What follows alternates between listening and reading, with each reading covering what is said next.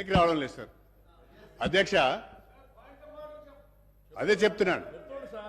Point of order వినరా? ఓపిక లేదా? I'm coming to that point. I'm coming to regulate the business. Speaker has every right to regulate the business. That is my point of order. నేనేమంటా sir అంటే, legislative affairs minister గారు మాట్లాడుతూ వారు చాలా స్పష్టంగా ఒక సజెషన్ ఇచ్చారు, హరీష్ రావు గారికి టైం ఇవ్వమని.